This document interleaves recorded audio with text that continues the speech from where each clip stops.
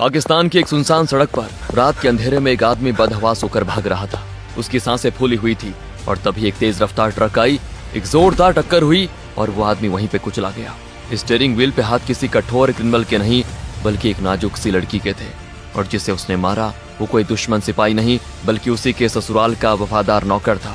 ये लड़की कोई पाकिस्तानी नहीं थी, ये थी भारत की बेटी, एक रॉ एजेंट जो पाकिस्तानी आर्मी के ब्रिगेडियर के घर में उनकी बहू बनकर रह रही थी। ये कहानी है सहमत खान की, एक ऐसी जासूस जिसने पाकिस्तानी फौज के परिवार में शादी कर भारत के लिए जासूसी की और INS विक्रांत को डूबने से भी बचाया। साल 1971 भारत और पाकिस्तान के बीच जंग के बादल मंडरा रहे थे। ईस्ट पाकिस्तान जो आज बांग्लादेश है वहां कत्लेआम हो रहा था। कश्मीर का एक बिजनेसमैन हिदायत खान, उनका कारोबार ड्राई फ्रूट्स और कारपेट्स का था जो भारत से पाकिस्तान तक फैला हुआ था। पाकिस्तानी फौज के बड़े बड़े जनरल्स हिदायत खान को अपना दोस्त मानते थे।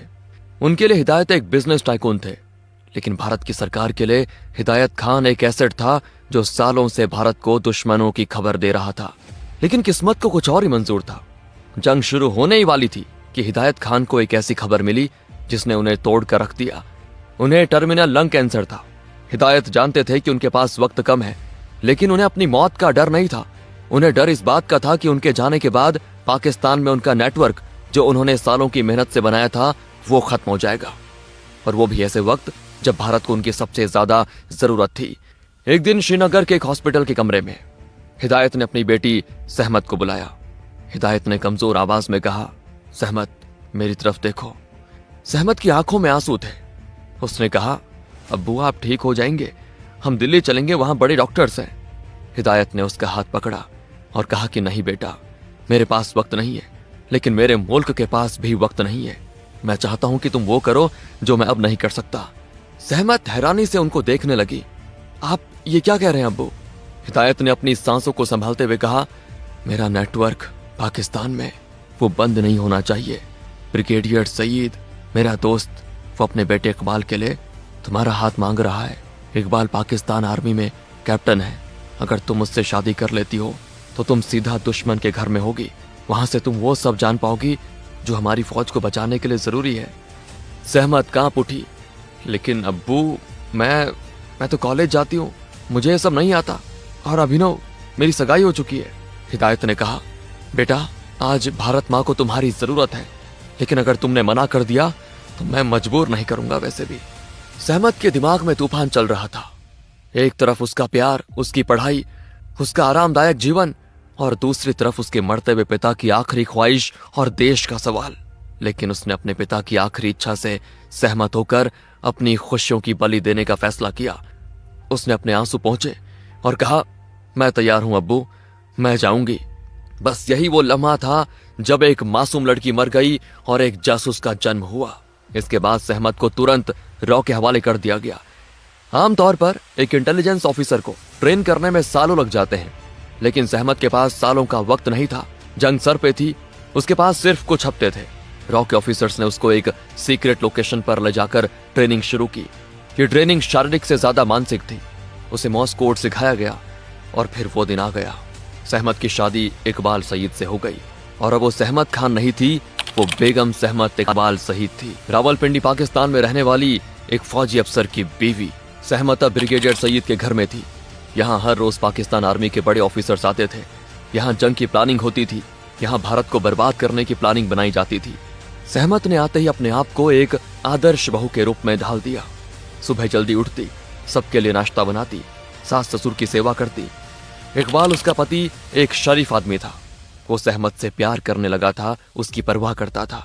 सहमत ने अपने कमरे में हाई फ्रीक्वेंसी रेडियो ट्रांसमीटर छुपा के रखा हुआ था, लेकिन सिर्फ रेडियो होना काफी नहीं था। रेडियो वेव्स को ट्रेवल करने के लिए एंटीना चाहिए होता है। सहमत बाथरूम में छुपके से एक कॉपर वायर खिड़की से बाहर निकालती थी और उसे एंटीना की तरह इस्तेमाल करती थी। वो बाथरूम में जाकर ट्रांसमीटर का यूज करती और मॉर्स कोड के जरिए खबर भारत तक पहुंचाती। मॉर्स कोड में हर लेटर के लिए एक साउंड होती थी, छोटी बीप और लंबी बीप। सहमत एक टैपिंग की का इस्तेमाल करती थी। सहमत की पहुंच सिर्फ ब्रिगेडियर सईद तक सीमित नहीं थी। वो जनरल याह्या खान, जो उस वक्त पाकिस्तान के प्रेसिडेंट और चीफ मार्शल लॉ एडमिनिस्ट्रेटर थे, उनके पोते पोतियों को पढ़ाने भी जाती थी। सहमत छोटी छोटी बातें नोट करती, कौन सी बटालियन कहाँ जा रही है ऑफिसर्स की छुट्टियां क्यों कैंसिल हो रही हैं, रावलपिंडी में इतनी हलचल क्यों है, वो हर एक खबर रॉ तक भेज रही थी।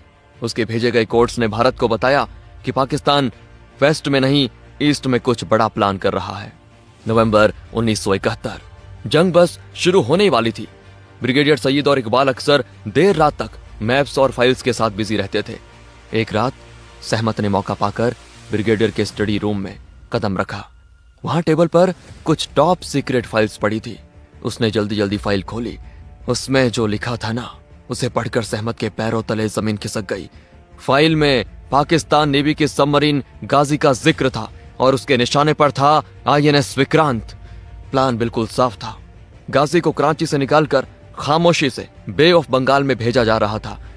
उसका मकसद था विशाखापट्टनम पोर्ट के बाहर माइंस बिछाना और विक्रांत का इंतजार करना। जैसे ही विक्रांत पोर्ट से बाहर निकलेगा वो तबाह हो जाएगा। अगर विक्रांत डूब जाता तो ईस्ट पाकिस्तान को घेरने का भारत का प्लान फेल हो जाता। सहमत जानती थी कि यह खबर तुरंत भारत पहुंचनी चाहिए। उसने वो कोऑर्डिनेट्स, वो डेट्स और गाजी का पूरा रूट याद कर लिया और ट्रांसमीटर से मैसेज भारत भेजा। उधर भारत में रॉ और इंडियन नेवी के ऑफिसर्स के होश उड़ गए ये सुनकर। उन्हें शक तो था कि पाकिस्तान कुछ करेगा, लेकिन इतनी स्पेसिफिक जानकारी मिलना किसी चमत्कार से कम नहीं था। सहमत की इंफॉर्मेशन की वजह से इंडियन नेवी ने एक मास्टर स्ट्रोक खेला। एक बहुत बड़ा डिकॉय प्लान किया गया। नेवी ने INS विक्रांत को विशाखापट्टनम से हटाकर अंडमान एंड निकोबार आइलैंड्स में छुपा दिया, जो गाजी की रेंज से दूर था। लेकिन पाकिस्तान को यह लगना चाहिए था कि विक्रांत अभी भी विशाखापट्टनम में है। इसीलिए नेवी ने विशाखापट्टनम पोर्ट से ढेर सारे रेडियो सिग्नल्स भेजने शुरू किए, जैसे कि विक्रांत वहीं हो। यहां तक कि वहां के लोकल मार्केट्स में हजारों अंडे और मीट का ऑर्डर दिया गया, ताकि वहां के पाकिस्तानी जासूसों को लगे कि इतने बड़े क्रू के लिए खाना जा रहा है, मतलब जहाज वहीं है। गाजी इस जाल में फंस गई। वो विशाखापट्टनम पहुंची, शिकार का इंतजार करती रही, लेकिन शिकार वहां था ही नहीं।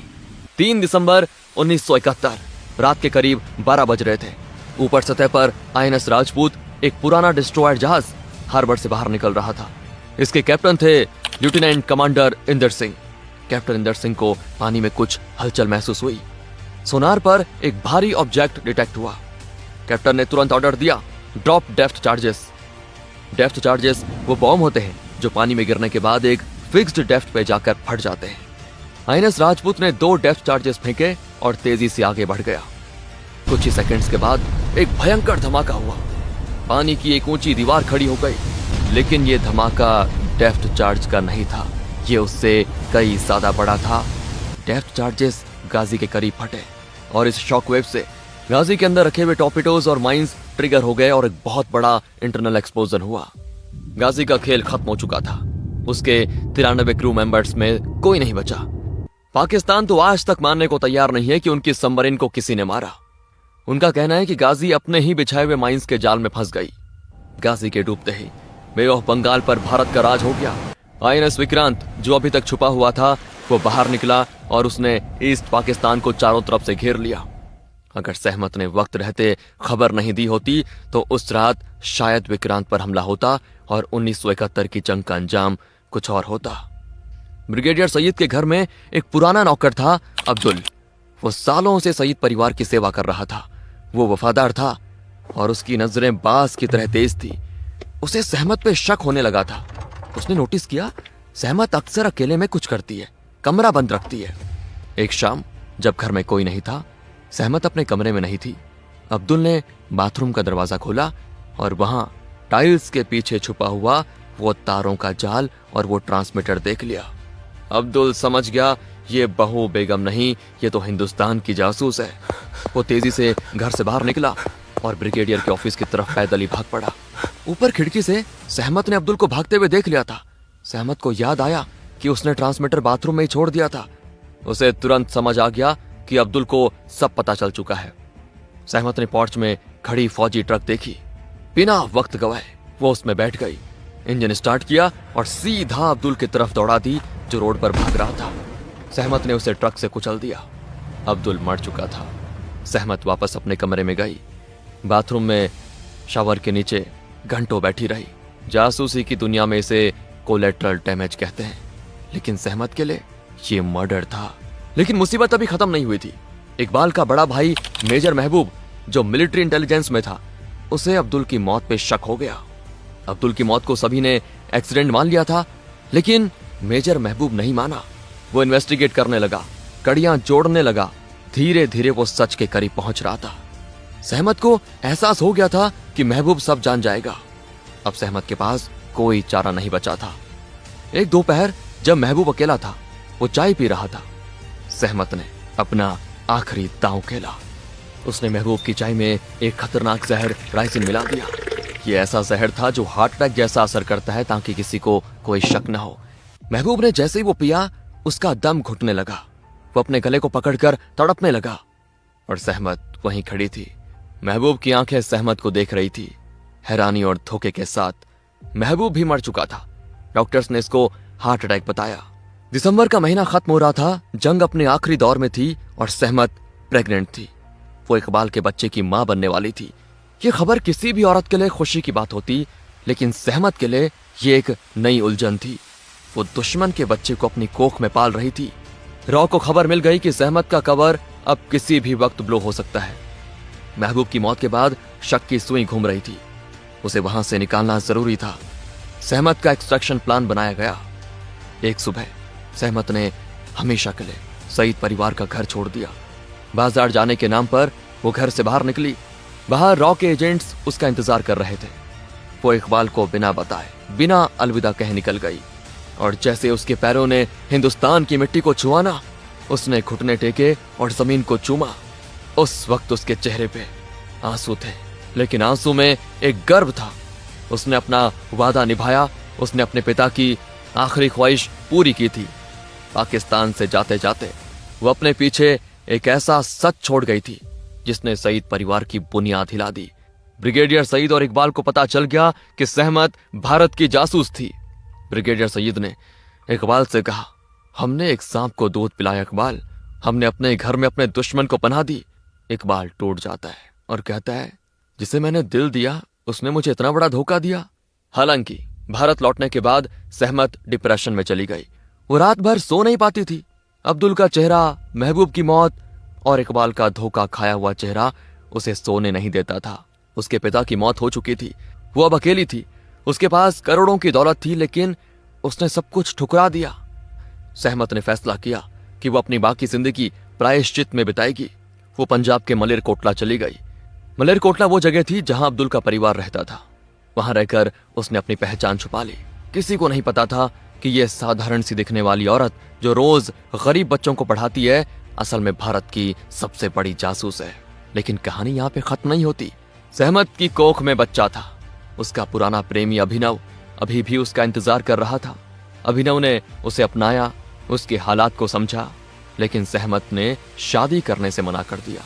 सहमत ने बच्चे को जन्म दिया और उस बच्चे का नाम रखा गया समर खान। बड़ा होकर समर खान ने इंडियन आर्मी ज्वाइन की। समर ने सालों तक इंडियन आर्मी में सेवा दी और बाद में प्रीमेच्योर रिटायरमेंट लेकर अपनी मां के पास मलेरकोटला आ गया। इस कहानी का पता दुनिया को शायद कभी नहीं चलता अगर 1999 की कारगिल जंग के दौरान हरिंदर सिक्का की मुलाकात समर से ना होती। सिक्का उस वक्त इंटेलिजेंस फेलियर से गुस्से में थे और किसी को गद्दार कह रहे थे। तब समर ने उन्हें रोका और कहा, हर कोई गद्दार नहीं होता साहब, मेरी मां नहीं थी। वहां से कॉलिंग सहमत बुक की नींव पड़ी। हरिंदर सिक्का ने 8 साल लगाए सहमत को ढूंढने में और ये बुक लिखी। जब वो सहमत से मिले तो उन्होंने देखा कि वो अभी भी अंधेरे में रहना पसंद करती है। उन्होंने सिक्का से कहा, मेरा नाम मत लिखना, मेरी पहचान मत बताना, मैं नहीं चाहती कि मेरी वजह से मेरे परिवार पे कोई खतरा है। सहमत खान का असल नाम सहमत नहीं कुछ और था। अप्रैल 2018 में सहमत खान इस दुनिया को छोड़कर चली गई। उन्होंने कभी कोई इंटरव्यू नहीं दिया, कभी कोई अवार्ड नहीं लिया, कभी कैमरे के सामने आकर ये नहीं कहा कि देखो मैंने INS विक्रांत को बचाया था। वो आई, उसने अपना फर्ज निभाया और अंधेरे में वापस लौट गई। दोस्तों, अगर आपको वीडियो पसंद आई हो लाइक जरूर करें।